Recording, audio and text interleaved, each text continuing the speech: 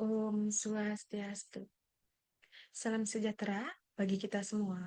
Namo Buddhaya. Salam kebajikan. Salam harmoni. Baik, terima kasih atas kesempatan yang telah diberikan kepada saya. Jadi di sini saya akan mempresentasikan mengenai jawaban UAS Biokimia. Pertama-tama, saya akan memperkenalkan diri terlebih dahulu. Jadi perkenalkan nama saya Komang Treasya Maharani dengan NIM 23130310008. Jadi langsung saja kita masuk pada topik soal yang pertama, yaitu mengenai protein dan sintesis protein. Yang pertama yaitu seorang pasien dengan defisiensi protein mengalami edema dan penurunan massa otot. Jelaskan mekanisme molekuler bagaimana kekurangan protein dapat menyebabkan kedua gejala tersebut. Jadi, kekurangan protein dalam tubuh dapat menyebabkan edema dan penurunan massa otot melalui mekanisme molekuler yang saling berkaitan. Nah, defisiensi asam amino esensial menghambat sintesis albumin di hati. Padahal albumin berperan penting dalam menjaga tekanan osmotik koloid plasma. Nah, akibatnya tekanan osmotik menurun sehingga cairan dari pembuluh darah masuk ke jaringan interstisial dan menyebabkan edema. Nah, sementara itu, kekurangan protein juga menghambat sintesis protein otot dan mendorong tubuh untuk memecah protein otot melalui jalur ubiquitin proteasom serta autofagi demi memenuhi kebutuhan asam amino yang pada akhirnya menyebabkan penurunan massa otot. Kemudian, soal yang kedua yaitu, dalam proses sintesis protein, antibiotik klorapenikol menghambat aktivitas ribosom bakteri, bagaimana pengaruh terhadap translasi dan kelangsungan hidup bakteri? Nah, adapun jawabannya yaitu kloramfenikol merupakan antibiotik spektrum luas yang bekerja dengan cara menghambat aktivitas ribosom subunit 50S pada bakteri. Nah, obat ini mengganggu pembentukan ikatan peptida antara asam amino selama tahap elongasi dalam proses translasi. Nah, ketika sintesis protein terhenti, bakteri tidak dapat memproduksi enzim-enzim penting, protein struktural, serta faktor regulasi yang diperlukan untuk replikasi DNA. Nah, metabolisme energi dan pembelahan sel. Nah, akibatnya translasi menjadi tidak efisien, pertumbuhan bakteri melambat, dan kelangsungan hidup sel terganggu. Nah, dalam jangka waktu tertentu, gangguan ini menyebabkan kematian sel bakteri menjadikan kloramfenikol efektif sebagai agen bakteriostatik atau bahkan bakterisidal pada konsentrasi yang tinggi. Next, kemudian kita lanjut pada soal nomor 3. Di mana mutasi pada gen yang menjadi protein insulin menyebabkan terbentuknya protein yang tidak aktif. Nah, jelaskan bagaimana perubahan pada urutan DNA dapat mempengaruhi struktur dan fungsi protein. Adapun jawabannya itu mutasi pada gen yang menjadi protein insulin dapat menyebabkan perubahan urutan basa nitrogen dalam DNA yang berdampak pada proses transkripsi dan translasi. Nah, mutasi ini dapat berupa substitusi, delesi, atau insersi nukleotida yang mengubah kodon dalam mRNA sehingga menghasilkan asam amino yang berbeda. Kemudian menghentikan sintesis protein lebih awal atau menggeser rangka baca. Nah, perubahan ini berpotensi mengganggu lipatan protein dan pembentukan struktur sekunder, tersier, bahkan kuarterner yang sangat penting bagi aktivitas biologis insulin. Kemudian ada pun soal nomor 4 yaitu sel kanker menunjukkan peningkatan sintesis protein secara signifikan. Nah, berdasarkan jalur biosintesis protein, jelaskan mengapa sel kanker membutuhkan lebih banyak protein dibandingkan dengan sel normal. Jawabannya yaitu sel kanker mengalami peningkatan laju sintesis protein secara signifikan karena kebutuhan tinggi akan komponen seluler untuk mendukung pertumbuhan dan pembelahan yang cepat. Nah, jalur biosintesis protein dalam sel kanker diaktifkan secara berlebihan, terutama melalui aktivasi sinyal mTOR dan faktor transkripsi seperti CMYC yang meningkatkan transkripsi gen-gen, pengkode protein ribosomal, dan faktor translasi. Nah, selain itu, sel kanker memperbanyak jumlah ribosom dan meningkatkan produksi rRNA serta tRNA untuk mempercepatnya translasi. Kemudian ada pun soal nomor 5, yaitu seorang siswa melakukan percobaan in vitro translasi protein dan menambahkan RNase.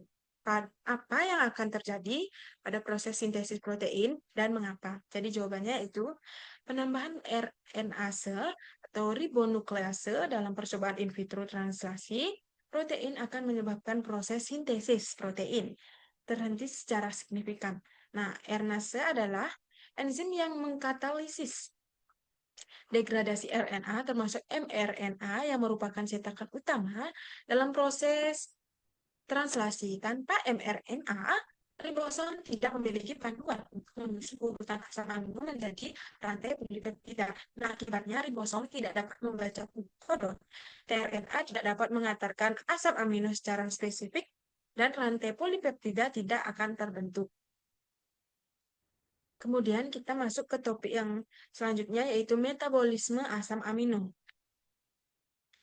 Adapun soalnya yaitu seorang pasien mengalami kelainan metabolisme fenilalanin dan jelaskan jalur metabolisme fenilalanin dan bagaimana defisiensi enzim fenilalanin hidroksilase menyebabkan gangguan neurologis. Adapun fenilalanin merupakan asam amino esensial yang dalam kondisi normal dimetabolisme menjadi tirosin melalui aksi enzim fenilalanin hidroksilase di hati. Kemudian enzim ini membutuhkan kofaktor tetrahidrobiopterin untuk mengubah fenilalanin menjadi tirosin yang selanjutnya digunakan untuk sintesis hormon tiroid, dopamin, norepinefrin, dan melanin. Nah, pada penderita fenilketonuria terjadi mutasi pada gen PAH yang menyebabkan defisiensi atau tidak aktifnya enzim tersebut. Akibatnya, fenilalanin terakumulasi dalam darah dan jaringan, serta dekonversi menjadi metabolit toksik seperti fenilpiruvat, fenilasetat, dan fenilaktat. Kemudian lanjut pada soal nomor 7, yaitu pada kondisi kelaparan, otot mengalami katabolisme protein. Nah, jelaskan bagaimana asam amino hasil degradasi protein digunakan untuk hati menghasilkan glukosa. Nah, pada kondisi kelaparan, tubuh mulai memecah protein otot menjadi asam amino untuk mempertahankan kadar glukosa darah asam amino seperti alanin dan glutamin dilepaskan dari otot ke dalam darah dan diangkut ke hati. Nah, di hati, alanin dikonversi menjadi piruvat melalui transaminasi, kemudian masuk ke jalur gluconeogenesis untuk disintesis menjadi glukosa. Nah, glukosa ini selanjutnya digunakan oleh jaringan yang bergantung pada glukosa seperti otak dan sel darah merah. Nah, proses ini penting untuk mempertahankan homeostasis energi selama periode puasa atau kelaparan. Namun penggunaan protein otot secara berkelanjutan dapat menyebabkan wasting otot dan kelemahan fisik. Kemudian selanjutnya yaitu soal nomor 8, seorang atlet mengkonsumsi suplemen BCAA. Nah, jelaskan manfaat dan potensi risikonya berdasarkan metabolisme asam amino cabang. Nah, suplemen BCAA atau leusin, isoleusin, dan valin sering dikonsumsi oleh atlet karena perannya dalam sintesis protein otot, pemulihan otot, dan pengurangan kelelahan. Nah, BCAA terutama di metabolisme di otot, bukan di hati, sehingga langsung mendukung proses anabolik lokal. Leusin khususnya dapat mengaktifasi jalur mTOR yang merangsang sintesis protein. Namun, konsumsi BCAA berlebihan dapat menyebabkan ketidakseimbangan asam amino lain, gangguan metabolisme nitrogen, dan meningkatkan beban pada ginjal.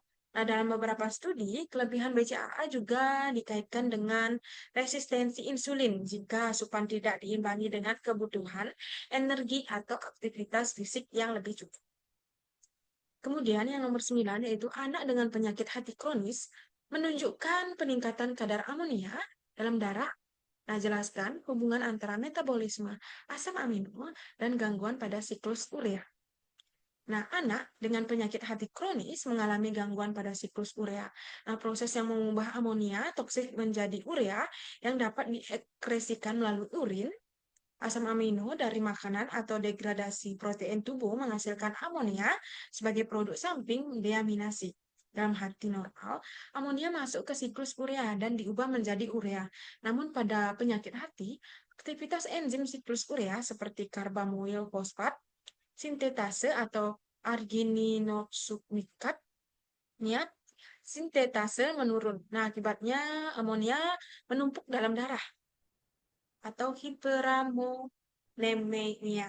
Nah, yang bersifat neurotoksik menyebabkan gangguan kesadaran, tremor, hingga ensefalopati hepatik. Kemudian, soal nomor 10, dia tinggi protein dapat menyebabkan beban kerja ginjal meningkat. Nah, jelaskan mekanisme metabolisme nitrogen dari asam amino dan dampaknya terhadap ekskresi ginjal. Nah, dia tinggi protein meningkatkan asupan asam amino yang kelebihannya tidak disimpan tetapi didegradasi. Nah, proses ini menghasilkan nitrogen bebas dalam bentuk amonia yang kemudian harus diubah menjadi urea di hati melalui siklus urea. Nah, peningkatan metabolisme nitrogen menyebabkan peningkatan produksi urea yang harus dibuang melalui ginjal. Nah, beban filtrasi dan ekskresi ginjal meningkat karena konsentrasi urea dan nitrogen darah lebih tinggi. Nah, jika berlangsung terus-menerus, hal ini dapat mempercepat kerusakan nefron, terutama pada individu dengan fungsi ginjal yang sudah terganggu. Nah, oleh karena itu, diet tinggi protein harus diimbangi dengan hidrasi yang cukup dan pemantauan fungsi ginjal secara berkala. Kemudian, topik selanjutnya yaitu metabolisme purin dan pirimidin. Adapun soalnya yaitu seorang pasien didiagnosis menderita GOUT akibat hiperurisemia. Jelaskan bagaimana gangguan metabolisme purin menyebabkan akumulasi asam urat dan menimbulkan gejala GOUT. Nah, GOUT disebabkan oleh hiperurisemia, yaitu peningkatan kadar asam urat dalam darah akibat gangguan metabolisme purin. Nah, purin yang berasal dari pemecahan nukleotida seperti adenin dan guanin dimetabolisme menjadi asam urat melalui serangkaian reaksi enzimatik. Nah, ketika sintesis purin meningkat atau ekskresinya menurun, asam urat terakumulasi dan membentuk kristal monosodium urat, terutama di sendi. Nah, kristal ini memicu respon inflamasi lokal dengan aktivasi sel imun seperti neutrofil yang melepaskan mediator inflamasi dan menyebabkan nyeri hebat, kemerahan, dan pembengkakan khas pada serangan gout. Nah, khususnya di sendi perifer seperti jempol dan kaki. Kemudian, obat seperti 5-fluorouracil digunakan sebagai kemoterapi dengan menarget enzim sintesis pirimidin. Nah, jelaskan bagaimana penghambatan sintesis pirimidin berdampak kanker.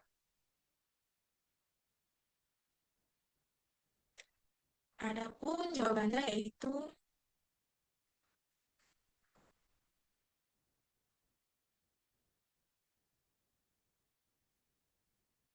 obat kemoterapi 5-fluorouracil bekerja dengan cara menghambat enzim timidilat sintase yang penting dalam sintesis pirimidin, terutama dalam konversi DUM-P menjadi DTMP. Penghambatan ini menyebabkan kekurangan dioksitimidin trifosfat. Nah, salah satu dari 4 nukleotida yang diperlukan dalam replikasi DNA. Nah, kekurangan DTTP menyebabkan ketidakseimbangan nukleotida, gangguan elongasi rantai DNA, dan kerusakan DNA yang tidak dapat diperbaiki dengan baik. Nah, akibatnya sel kanker yang sangat bergantung pada replikasi cepat akan mengalami apoptosis karena ketidakstabilan genomik yang diinduksi oleh defisiensi nukleotida. Kemudian selanjutnya, seorang anak mengalami kelainan genetik sindrom Les-Nihan yang melibatkan gangguan pada enzim HGPRT. Kemudian jelaskan jalur metabolisme purin yang terganggu dan dampak neurologisnya. Nah, sindrom Lesch-Nyhan disebabkan oleh mutasi pada gen HPRT1 yang menyandikan enzim hipoksantin guanina fosforibosylatransferase. Enzim ini berperan dalam jalur penyelamatan purin, yaitu mendaur ulang hipoksantin dan guanin menjadi IMP dan GMP menggunakan PRPP. Nah, tanpa HGPRD, jalur sulfat terganggu sehingga terjadi akumulasi PRPP dan peningkatan aktivitas de novo purin biosintesis yang menghasilkan lebih banyak asam urat. Nah, selain hiperurisemia dan gejala GOUT, gangguan metabolisme ini berdampak pada sistem saraf pusat, menyebabkan gangguan neurologis seperti spastisitas, retardasi mental, dan perilaku melukai diri sendiri atau self mutilation yang menjadi ciri khas dari sindrom ini. Kemudian selanjutnya, pada replikasi DNA, sel membutuhkan pasokan nukleotida yang mencukupi. Nah, jelaskan keterkaitan metabolisme purin dan pirimidin dalam mendukung proses replikasi dan perbaikan DNA. Nah, replikasi DNA membutuhkan pasokan nukleotida purin, ATP, GTP, dan pirimidin CTP, DTP. Dalam pembentukan deoksinukleotida, metabolisme purin dan pirimidin yang seimbang sangat penting untuk memastikan kelancaran sintesis dan perbaikan DNA.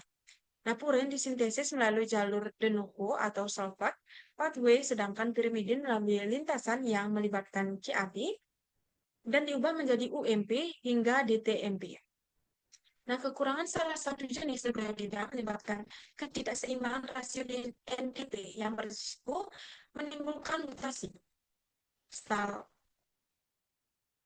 replikasi, atau kerusakan DNA. Oleh karena itu, kelangsungan dan kualitas replikasi DNA sangat tergantung pada efisiensi metabolisme kedua jenis nukleotida tersebut. Kemudian, pada kondisi kekurangan folat, terjadi gangguan sintesis nukleotida. Jelaskan hubungan antara folat, biosintesis purin pirimidin, dan konsekuensi klinisnya. Nah, folat atau vitamin B9 berperan penting dalam transfer gugus 1 karbon yang diperlukan dalam sintesis nukleotida purin dan pirimidin. Nah, dalam bentuk aktifnya, tetrahidrofolat (THP), folat terlibat dalam sintesis DTMP dari DUMP melalui enzim timidilar sintase. Dan dalam pembentukan prekursor purin, kekurangan folat menyebabkan gangguan pada biosintesis DNA yang menghambat replikasi dan perbaikan DNA secara klinis. Nah, kondisi ini dapat menyebabkan anemia megaloblastik ditandai dengan sel darah merah yang besar dan tidak matang akibat kegagalan pembelahan sel. Nah, selain itu, pada wanita hamil, defisiensi folat dapat menyebabkan cacat tabung saraf pada janin, seperti spina bifida. Kemudian, topik selanjutnya itu DNA, RNA, dan rekayasa genetika. Adapun yaitu mutasi titik pada gen penyandi enzim menyebabkan tidak terbentuknya protein. Nah, jelaskan bagaimana perubahan kecil pada urutan DNA dapat menghasilkan dampak besar pada fungsi sel. Nah, mutasi titik adalah perubahan satu basa nitrogen dalam urutan DNA yang dapat mengubah kodon, sehingga menghasilkan asam amino berbeda atau mutasi misensi. Berhentinya sintesis protein secara prematur atau tidak berdampak bila mutasi terjadi pada gen penyandi enzim, terutama di area penting, seperti situs aktif, maka struktur dan fungsi enzim dapat terganggu atau tidak terbentuk sama sekali.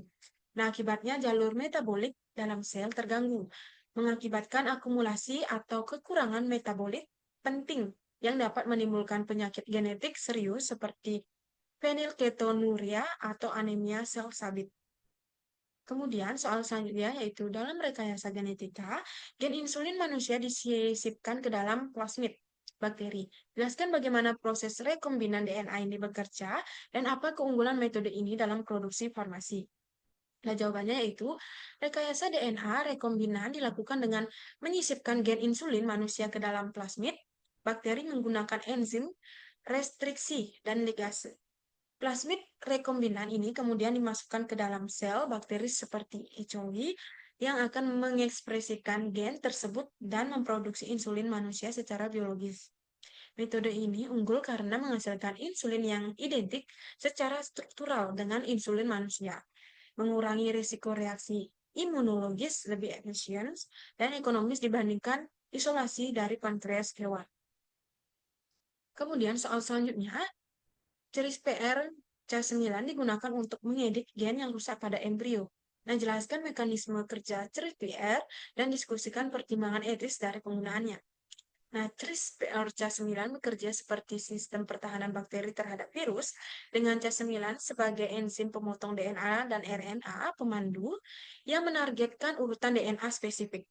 Nah, setelah Cas9 memotong DNA target, sel akan memperbaikinya melalui mekanisme non-homologous engineering atau homogly-directed repair yang memungkinkan pengeditan gen secara etis. Penggunaannya pada embrio menemukan kontroversi karena risiko off target, ketidaktahuan jangka panjang, dan potensi penyalahgunaan untuk peningkatan sifat manusia, sehingga memerlukan regulasi yang ketat.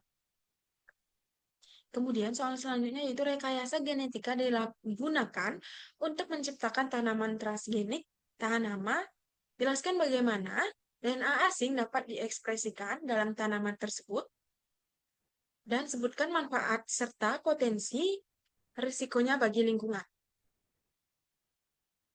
Jawabannya yaitu tanaman transgenik tahan aman dibuat dengan memasukkan gen asing seperti gen Stray dari Bacillus thuringiensis ke dalam genom tanaman menggunakan metode seperti transformasi agrobacterium atau gen ini akan diekspresikan dalam jaringan tanaman dan menghasilkan protein toksis spesifik yang membunuh hama tertentu.